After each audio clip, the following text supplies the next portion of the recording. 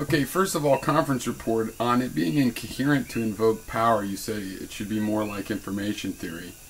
Well, I mean, I'm kind of familiar with that, and I believe that information processing takes energy and power. So I think it's automatically okay to talk about the power.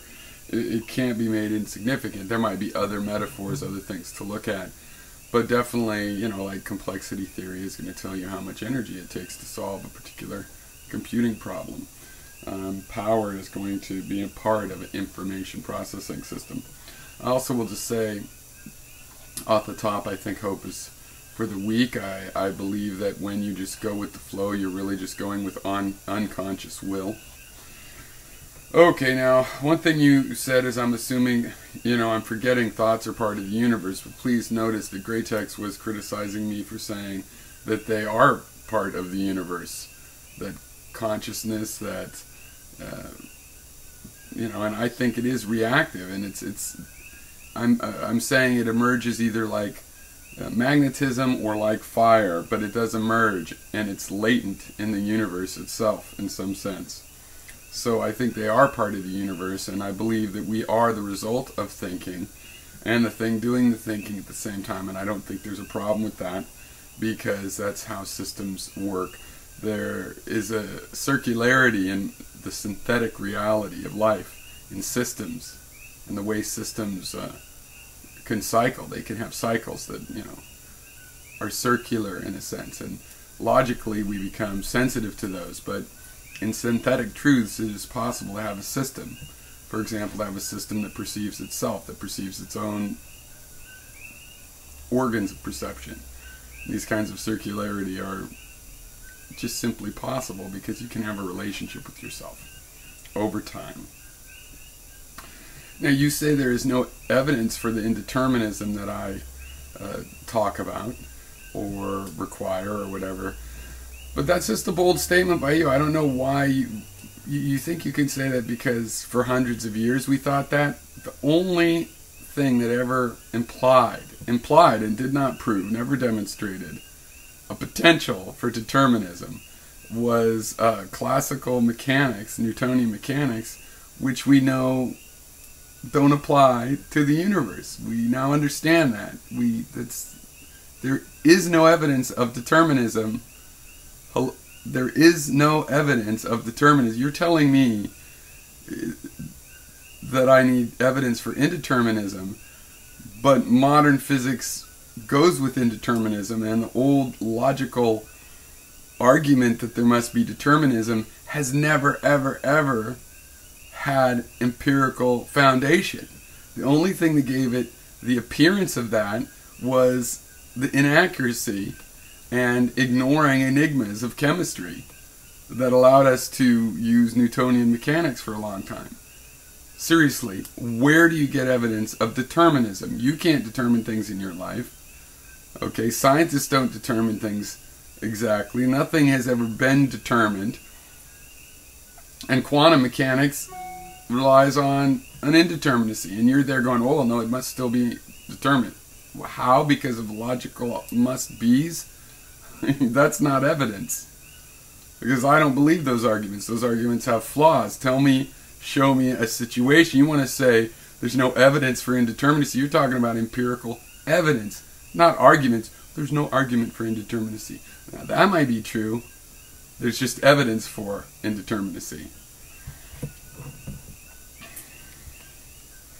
A thing about continuity in dreams I find interesting is I think if you went to sleep every night and woke up in a dream world as if you had been sleeping and were just waking up there, you wouldn't know which was which. Okay.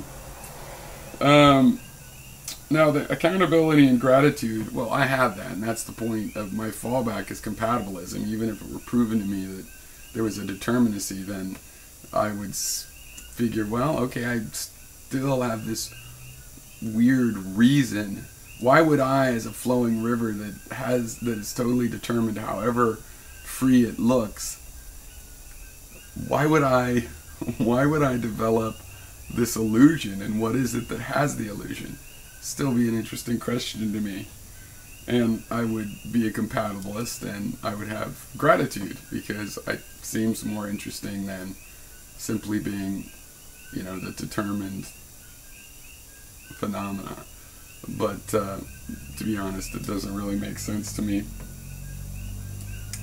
I would like when you use homeless examples to talk about involuntarily homeless, right?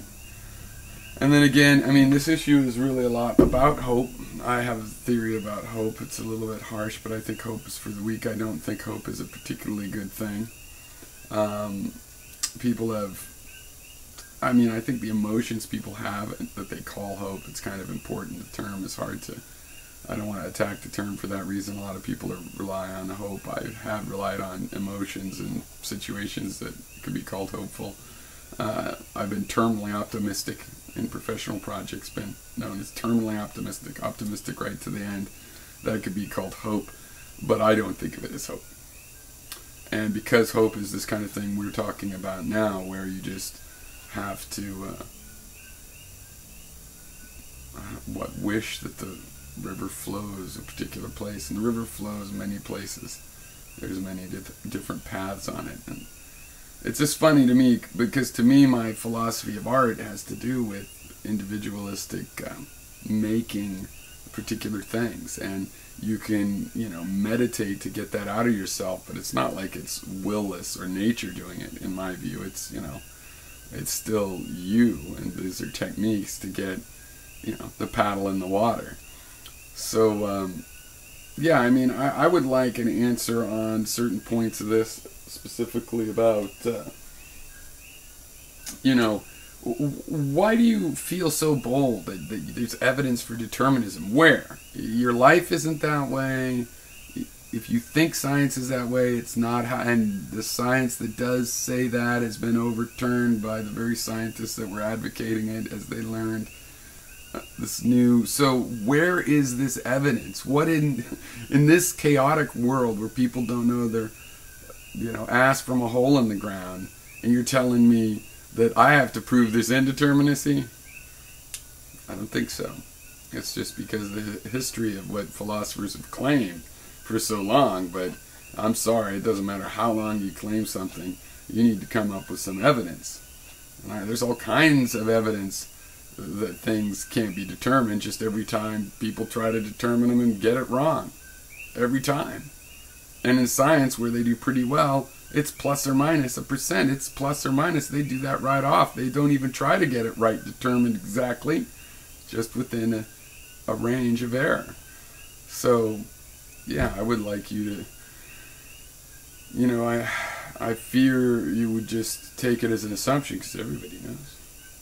But everybody has known about God and everything else seriously. How can you say there's evidence of determinacy? Evidence, not an argument. If you tell me an argument, I will identify that as different from evidence. Okay, cheers.